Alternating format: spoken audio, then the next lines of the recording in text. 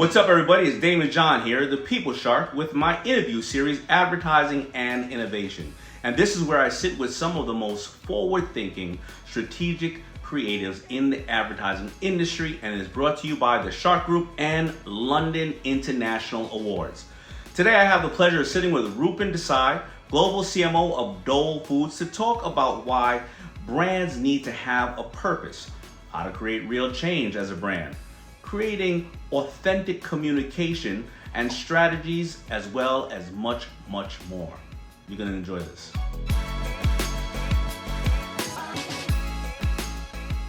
So what's up, man? How you doing? I'm very good. It's 9 a.m. in the morning here in Singapore, and that's where I try and spread the sunshine from. It's good to be in the tropics where there is sunshine for 360 out of 365 days a year. Yeah, so it is a beautiful place. Before we all went to zero, had the good fortune of going over there a couple of times, and last year or 2 years ago, and it's an absolutely stunning and beautiful place. So thank you for sharing this time with me. Now, for anybody who really does not or have not heard of your work, or maybe not just up to speed with where you are today, why don't you give us a little bit about your background and the familiarity with some of the work that you've done? So, look, I grew up in a very small town, Damon. I grew up in a very small town in India, and therefore, by destiny, I should have been an engineer, a doctor, and living either a suburban life in some part of the world. Having now lived in 7 different countries, having spent more than 2 decades in advertising, a few years in PR, and now as an accidental marketeer of a fantastic brand, what I can tell you is none of it was planned. None of it was documented in one day I'm going to be here. But on retrospect, what I can also tell you is my career was defined by moments of pure oxygen. So every time I looked back and there was this moment of, yes, this is when I felt my purest, my utmost best, my I could conquer the world moment. And if I link them all in, that should help me define what I do next. So crazy decisions like, hey, do you want to go and live in Dubai? Took me 10 seconds saying, of course, why not? And what about going to Beirut and living in Lebanon? Yeah, why not? And do you want to go to the HQ in London or do you want to go to Bangkok? And the obvious crazy choice was, of course, I'll go to Bangkok. That's where our consumers live. HQ is where my bosses live. So a long-winded answer to saying, look, I don't know what the plan was. What I do know is between serendipity, between moments of pure oxygen and a bit of Don Quixote chasing crazy windmills that mattered, I am now trying to bring good nutrition to the world because I believe we're quite lopsided in how we access good nutrition. But as we look at some of those great instances where you took advantage of opportunity and you didn't look back and it led you to where you are today, for the other creatives here and other people in your industry, let's talk specifically about how did you get to the point of going to Dubai and working with all these people? Because where was it in the advertising world, that project you did or whatever, that you said, this is it, this is where I want to be? And what was it? Was it a campaign? Was it a change you seen with what you were doing? A voice you had, a voice that you didn't have, or somebody didn't have that you brought to attention? So, what were some of those little aha moments that said, "Wow, this is my destiny"? I'll talk about 2. I mean, I finished B school and had an offer with Arthur Andersen, which is Accenture now, and everybody that came to interview me had the proper tie. They were looking extremely straight-jacketed and prim and proper. And then an advertising agency called Lintas came to interview me, offering half the money that Accenture was offering. But they were all wearing denim to the interview. And somewhere in my warped brain, denim meant creativity, meant freedom, meant liberation. And I took half the money. Okay, much to my mother's chagrin, she literally cried when I called her, Wow. saying, "Why would anybody choose half the money so you can wear denim to work?" But I think as I look back at life now, I'm much older, not the much wiser.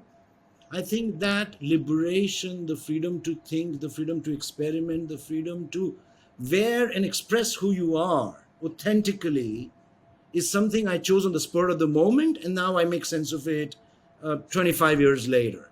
Or maybe that, I don't know if that was even that popular back then, to want to buy into culture, right? Because today it's about culture. What is the culture? And that's what you were buying into. You felt like there was a community that you would rather be, and it would make that job much more attractive or make it much more fun. No, no, absolutely. Because you see, sometimes you make decisions in life in choosing a tribe, in choosing a calling, in choosing a passion without it's suddenly feeling like there's a thunderbolt of lightning, that's the silver bullet, there's this moment, and you've chosen it. And I think most of us tend to want that clarity when we're making decisions. But if we choose it based on what I call moments of oxygen, when do you feel the purest, best yourself? When do you feel heard? When do you feel respected? When do you feel wanted? I think life has a wonderful way of sorting itself out as long as you're authentic and genuine to, I think this is who I am and this is where I want to be. Do you reflect when you look at that and you say, that's exactly what we're trying to communicate to the end customer? A moment of oxygen? Yes, yes. I think most of us we're living in a world which is almost, I mean, it's a Matrix, the movie, or it's that Truman Show where there is systems and systems that have been created for us even before we start thinking, even before we start reflecting. Some systems are great systems, some systems are terrible. And when we're able to step back and just look within ourselves, I think we find more meaning of our future than following any premeditated system. Because, Damon, for a system, I should have been a doctor, living a suburban life. I'd have been a terrible doctor, and I'm sure there are many of those around to need one more from a little town in India. Yeah, I can understand. My father, he left when and got divorced when I was 10. But my father's from Trinidad, which my grandparents are as well from India.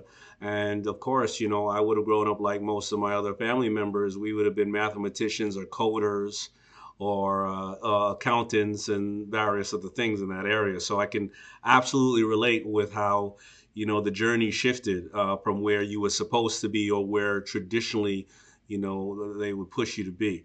So listen, you started 25 years ago, or even longer than that, because I know you said that interview was about 25 years ago. How have you personally seen advertising change in the industry since you started out? The amount of change has been crazy, right? Most of us tend to forget that Facebook is about 15, 17 years old. And I grew up in an era where you were lucky if you had one television at home. Yeah. You were even luckier if it got to be color television. Yeah. And a lot of choices were television, and experimentation meant let's do radio, let's do a jingle, let's do press advertising. And in the last 25 odd years, the amount of ways we can communicate with the consumer, the amount of ways we can have real conversation with consumers, we can actually keep on these conversations have multiplied to an exponential number. The sad part of it is we still use a lot of them to intrude people's lives. So even if digital was a big thing, we found this wonderful thing called cookies and said, how do I start selling more toilet seats to somebody who's just bought a toilet seat? Right. And I don't think there are many people in the world who want two toilet seats, even though Amazon recommends one another day. So I think we've gone much better at intruding people's lives. And at the same time, this business and every cultural change, as you know yourself, Damon, I mean, I'm a big fan, and this is a fan moment for me, is most movements have started with the power of an idea and the power of one crazy person Yeah. who believed they could do the dance, and then another crazy person joining, and then a third, and suddenly We were all dancing. We were Yeah. all, yeah, yeah.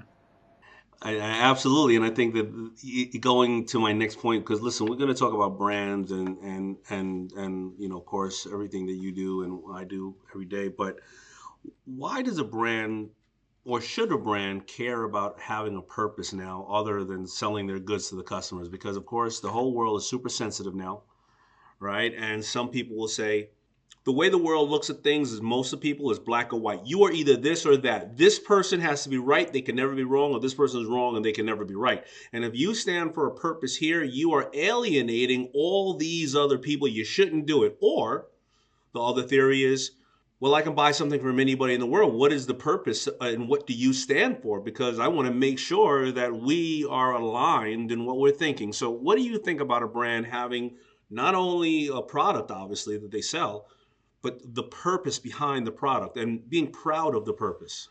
So I am a big believer, and I stand with those people who believe that every business, every human being, every brand needs to define what their purpose is.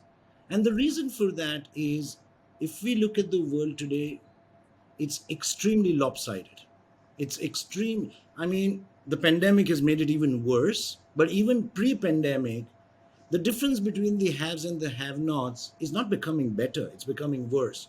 The amount of people that are going hungry is only worsened during the pandemic. The amount of children that tonight will starve is worse. And as you look at every aspect, whether it is color, creed, economic reality, gender reality, the myopic definition of what a business was meant to do, what a brand was meant to do, the myopic definition that it had to generate money, profit for the shareholder, has led us to a world where the larger good of the people and the larger good of the planet is worsening day by day. Now, if this is something we don't want to gift our children, and it's not even a gift, it's the human right. If this is something we cannot live a world which is worse off than we found it, whether it is in the communities we live in or the planet we live on. And it is for this reason, it is to make the world a bit more equitable. It is to build a world that is less lopsided, that every human being, every company, every brand needs to have a purpose. And business has to be leading the change. Yeah, I totally agree. I always say the only thing more important than the number is the person. And as you think about brands who right now are trying to understand their purpose or drill down on their purpose or reinforce their purpose, what are some things that brands can do to kind of, get clarity on what their purpose is?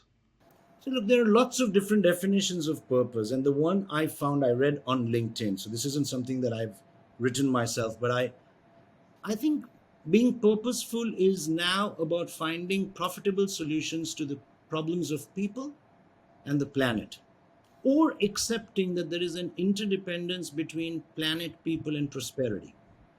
And as long as any business can figure the formula of what it scales for profit or prosperity and how it can scale something better than today for people and the planet, we're in purposeful land.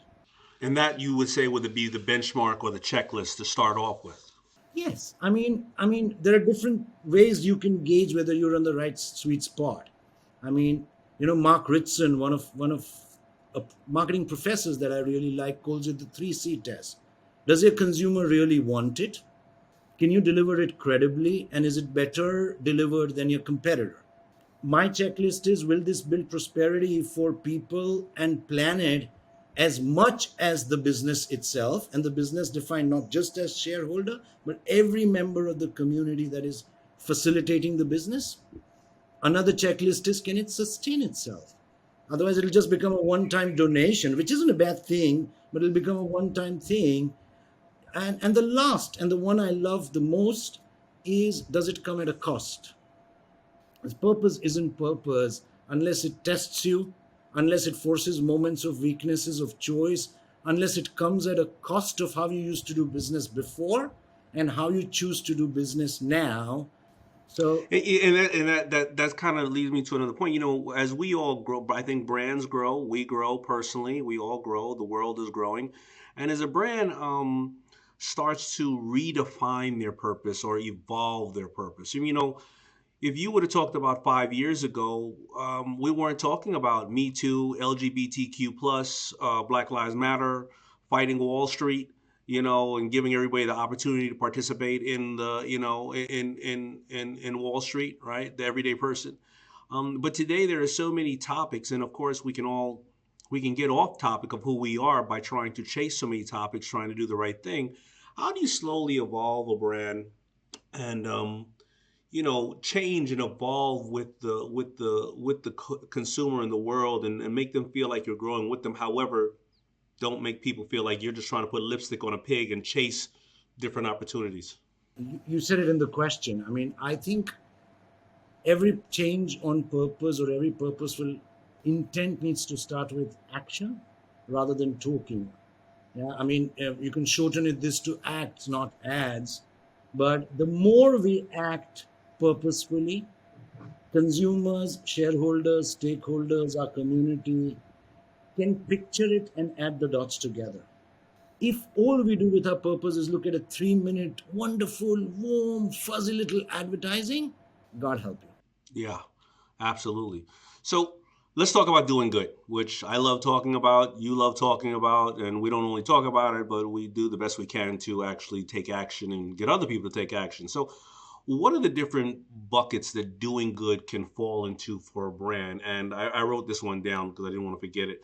And do you see it as more public facing actions, donating to good causes, internal practices, periodic wellness check ins with employees, or can a brand only be considered as doing good if it checks off, if it checks off both in all these boxes? So it's a all-in thing, right? The moment you decide that you want to leave behind a prosperous community and a prosperous planet, it isn't either or. And like any authentic action, consistency of the action probably does much more to the intent than any inconsistent one off. Oh, suddenly the world is talking about LGBTQIA and I should latch on to this. Or suddenly Right. in this month it is Black Lives Matter. So being true to yourself and acting upon it, one change at a time, consistently, is probably a much better way rather than trying to catch each next wave. I mean, none of us should attempt to be surfers in the act of doing good.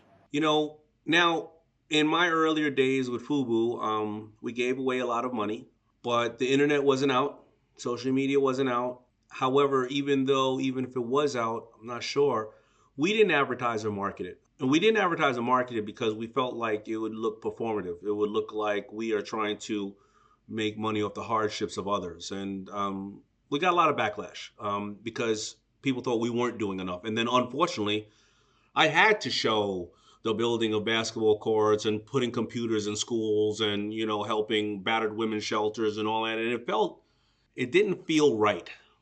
But I had to, the noise of the critics saying you're not helping also didn't feel right either. Forget if it affected the dollars, but if I'm FUBU for us, by us, of a community, for a community, and we're not helping the community, right? Today, there's a lot of different ways to do that. There is you go onto the site, and anybody's site, and you can say, well, let me see their mantra, let me see their community, let me see who they serve, and you can go through the layers. But again, you don't want to kind of advertise it and seem unauthentic or performative. Are there any suggestions that you may have on things that people should consider when thinking about how they're going to position when they are doing good, as long as, of course, it's coming from a good place? You're right. We live in a world where everyone is an armchair critic. We live Yeah. in a world where those comments do affect us. We live in a constant state of semi fear when we are trying to do something that is different. Yeah. And maybe the jump to the belief in the authentic intent, and it's a difficult one to do, Damon. It's not easy. On any given day, one tweet can throw us off balance. Oh, As I've been long there. as Yeah, and look, most movements started before social media. Okay, most movements of genuine change, not just in the brand world. So whether you look at what Gandhi did in India, whether you look at the anti-apartheid movement, whether you look at the Orange Revolution in Ukraine, whether you look at Martin Luther King and beyond, it was one person with conviction of change. Did they face critiques? Yes, they did. They didn't have a Twitter handle, thankfully, at that time. I think eventually one has to reconcile to, am I willing to live with the detractors? Am I willing to accept I don't know all the answers, and therefore, if they have an answer which is better than the one I have, I will? Am I willing to communicate so that more people join this movement rather than I look good? Those are some of the things we are trying to live. Like you, it ain't easy. I mean, we live in a, we're an agri trading business. There's a reason why our history had a lot of flack. And it is not like suddenly you can wipe that down or you want to ignore it, you accept it, but you accept that there is a need for change and that change needs to begin with myself and then all of us around us. But it ain't easy. And in today's quick to judge, like you said, armchair critics or quick cancel culture, and you truly, I give you another example. You know, when Hurricane Katrina hit, there were a lot of people that were displaced, and a lot of people didn't have clothes.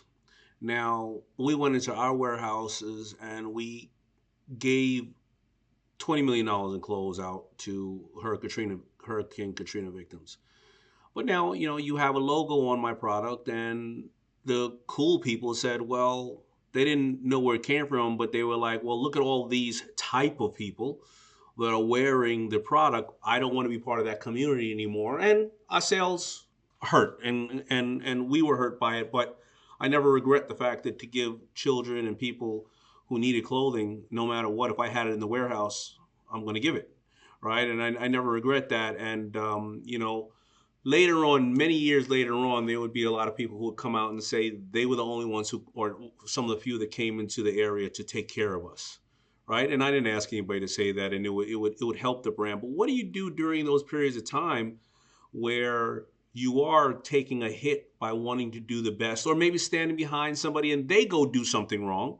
You know, we can't predict the future. None of us have a crystal ball, but you know, we were doing the best we could to hopefully help this spokesperson or help this individual, and then this person ends up. So I mean, listen, Jared from Subway, you know, that wasn't a really good situation for Subways down the road, right? And I'm, you know, I don't think you may, or maybe you've seen some things that have really worked out. I'm not sure if you have those answers, but for those people who right now who are, they're kind of doing double dutch. They want to jump in, but they're like, oh my God, they're overthinking it. Or maybe they're not overthinking it because they got shareholders, they got bosses, and they got brands.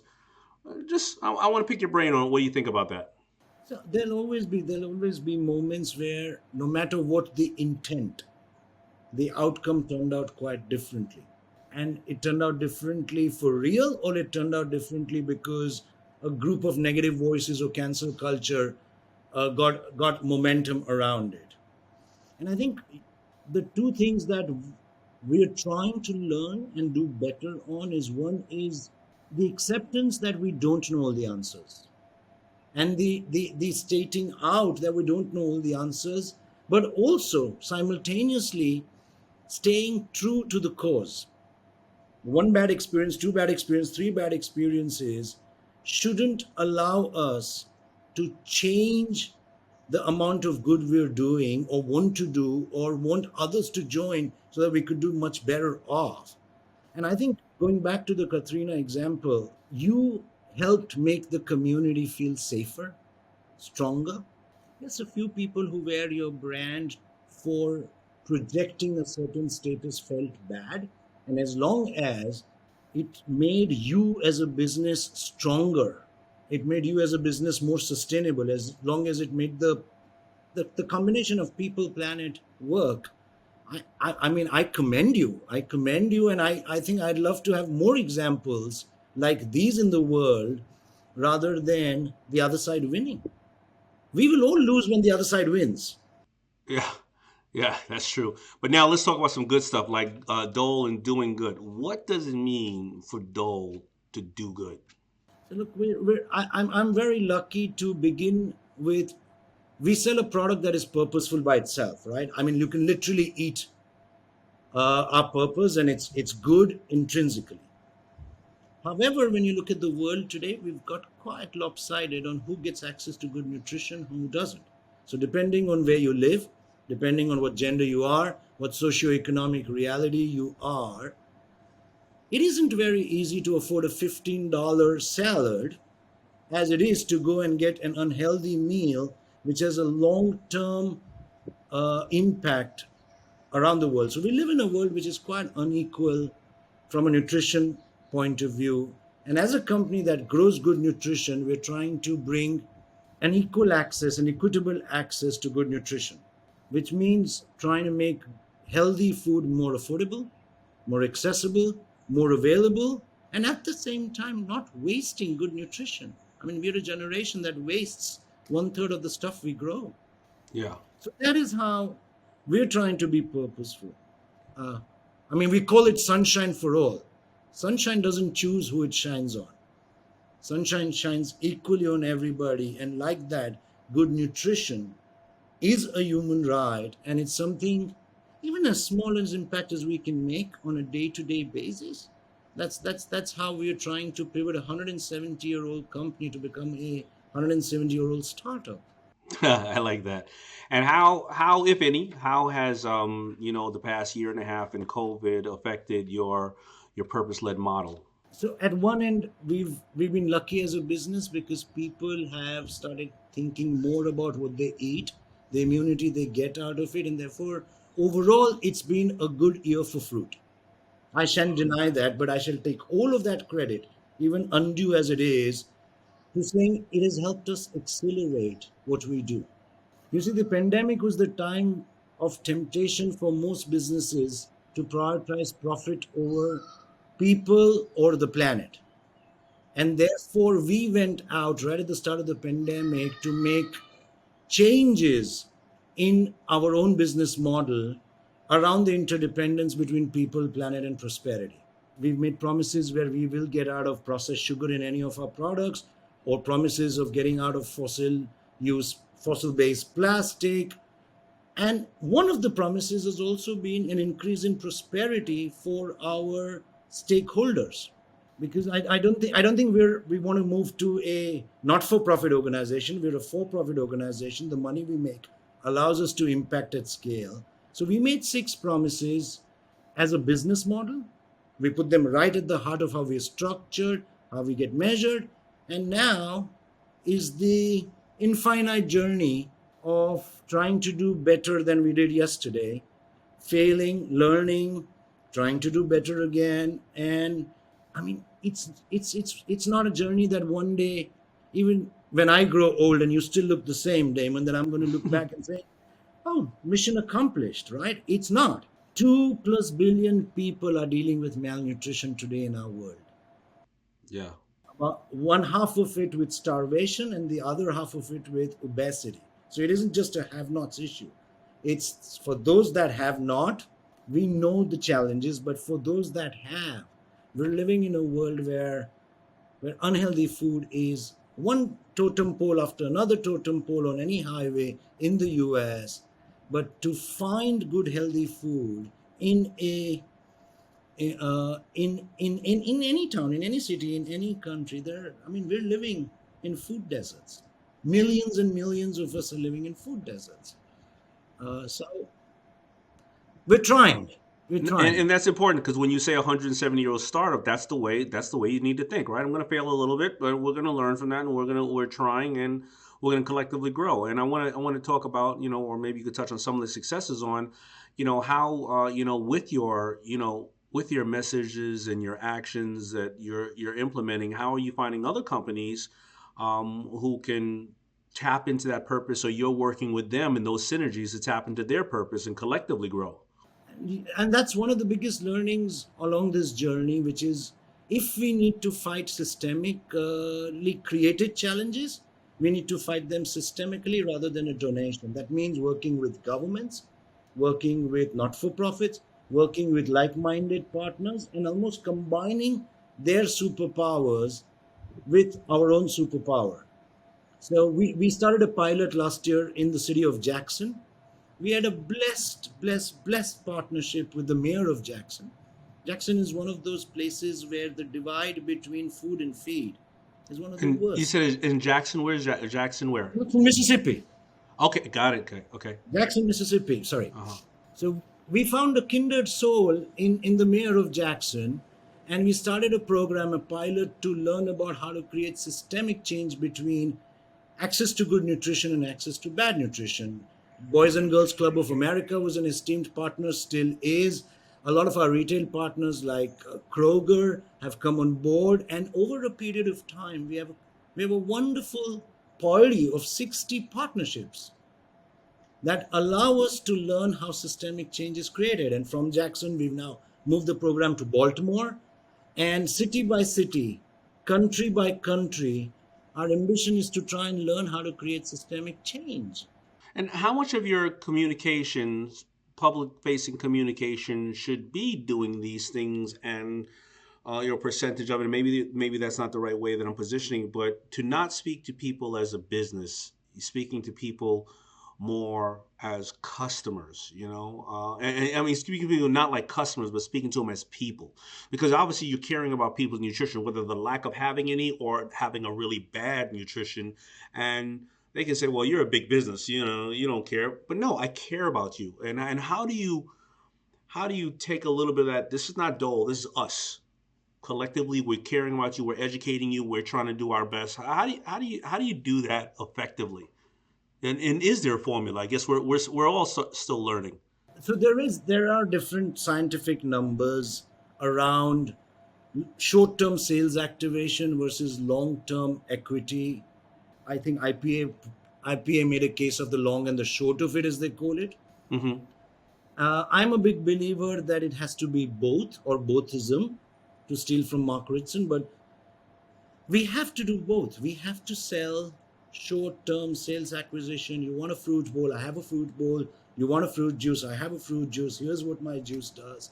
And here's how you should buy me instead of the 30 other fruit juices out there. And we have to do all of that. At the same time, it is incumbent upon us that we talk about how lopsided we are on nutrition. I mean, a piece of work we did called the malnutrition label. We took the well known nutrition label, which has become a creative art by itself on what it can hide rather than what it talks about. And we projected large malnutrition labels with statistics of how many people in America are suffering from malnutrition. And we went to New York and we went to LA and we went to Baltimore in the middle of the pandemic, and had about 300 plus million views, which had nothing to do with buy my juice. Right. But the two connected dots will eventually form the elephant, or the elephant that can dance, or call what you may call it.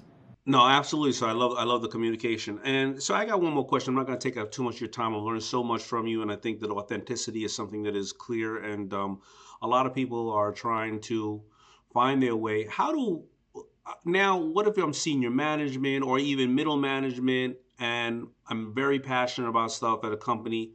How do I present it to leadership and say, this is something that we should be on? What do you look for when because you have obviously a very big job. You have a lot of shareholders, you have a lot of employees, you have a lot of end customers, you have mid-tier customers, retailers, manufacturers. You got to make a profit. You got to keep people working, right? We got our day job here, and you got a lot of things being thrown at you. What do I do if I'm working in your company and I say, I'm super passionate about this? I know that I can find ways that this could fit in, or whatever the case is. I want my voice to be heard, but I want it to make it easy for you to buy in and say, all right, show me this, this, this, and this. Show me why it works. Hack yourself. What do I do to present it to you? Because, I'm scared as crap, and I don't know if I want to bring it to Rupen, because I only got a couple of times that I talked to this guy.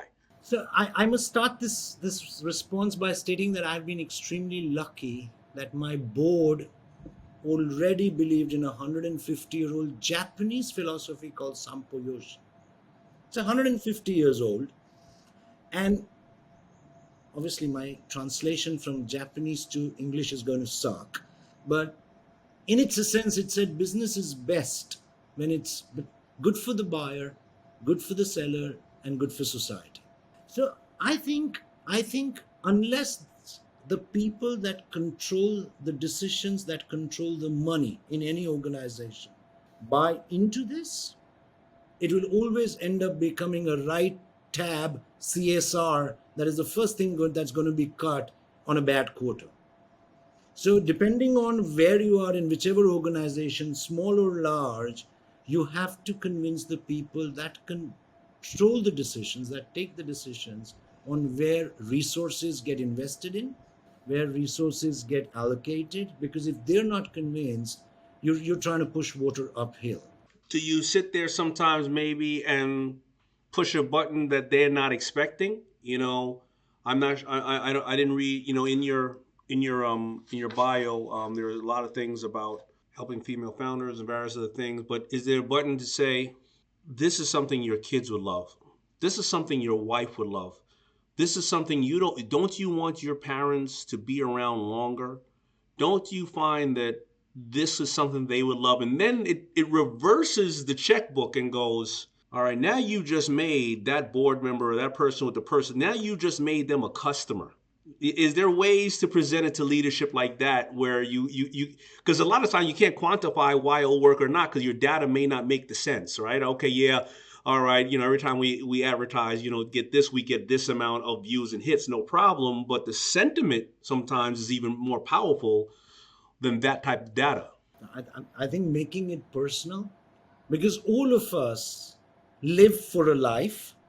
If that makes sense, we work to fulfill our version of Maslow's hierarchy, which begins right at the bottom, but goes all the way to me being a dad, me being a husband, me being a friend, me being a grandchild, to a nephew, to a niece, and making it personal has tremendous power.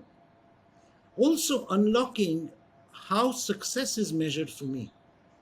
You see, today, if success is measured for me as pure profit delivered to a shareholder, then that's what I will spend my entire energy on. But if we broad base success to how many people in our own company did we make happy? Did we increase their health?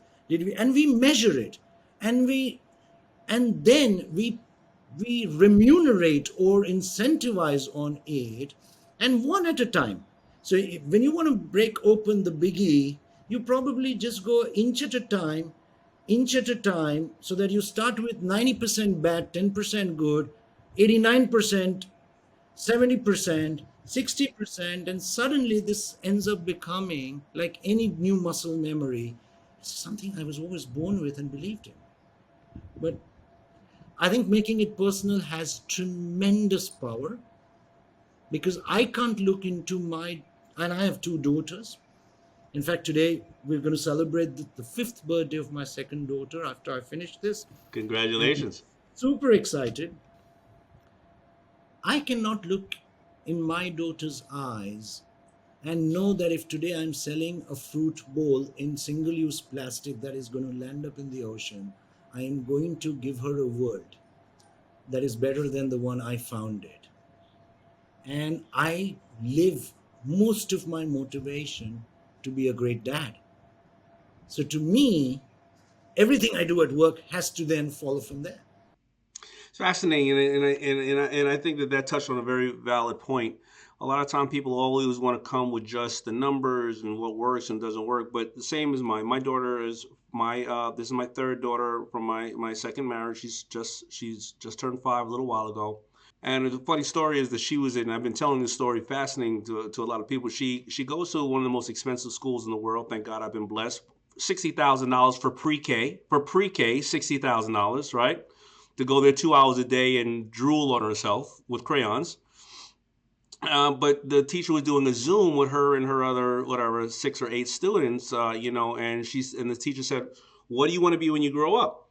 And one kid wants to be a pilot, police officer, nurse, doctor. Now, of course, because of the school she's in, one kid wants to be the owner of a hedge fund. Of course, at 5 years old. And my daughter said, "I want to pick up trash." And and I always say I got nothing against these great men and women that do the honest day's work and clean up our cities and help us from diseases and various things. And as I was growing up, when I had nothing, I wanted to be a city worker. But am I paying $60,000, a year for her to learn how to be a sanitation worker? I'm not sure if that's needed.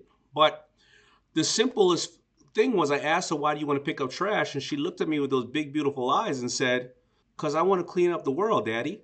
And now that hit me on a whole different level, right? Because we don't know who she's going to be when she grows. She may come up with clean technology. She may clean up our oceans from plastics. She may come up with, various other things. But the germ of that thought came from a very simple thing, from a little simple girl. And now when people talk to me, which I've always been about pollution and saving our planet, now I'm double incentivized so I can show off for this 5-year-old, you Yes. know? To help Yes. clean up the world. So I think that as our advertising and creative executives and professionals are looking at us, we all still got to remember, we've touched on Dole and doing good. We touched on having the right message out to people and taking care of people and changing the world for a better place. And as we always hear about the numbers, you can also move up that ladder and make true change if you touch people and treat them like people, whether they are your end customer or whether they're the CMO or the CEO or the chairman or chairwoman. And that moment where you realize your daughter knows probably much more than some of the shareholders, or wants to do better than some of the shareholders or the stakeholders or other business owners, is a moment where we need to realize that our children are far smarter, far cleverer, want a different world than the one we're designing. Yeah, And we need to remind ourselves that this is the decade that matters.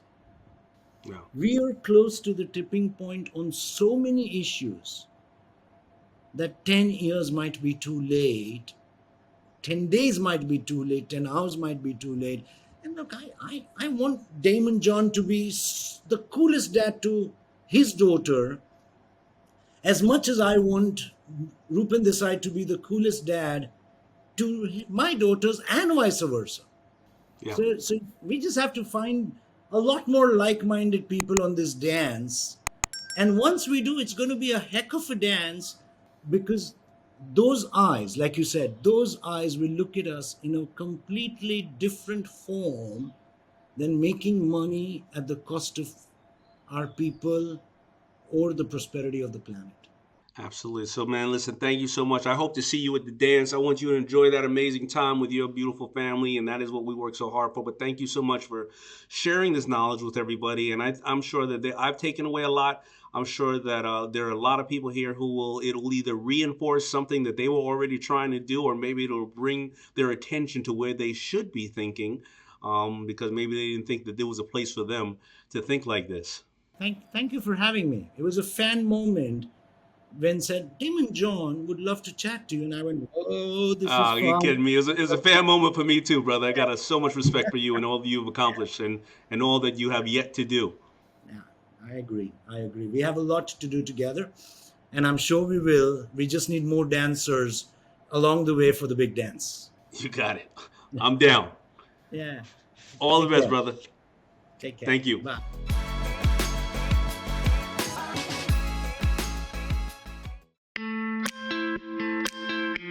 What's up? Now, it's the Shark Daymond John here, and if you're already here, I already know you're dedicated to bettering yourself and learning as much as you can. To learn even more, subscribe to my channel and make sure that you don't miss any of these valuable videos, and I will see you next time.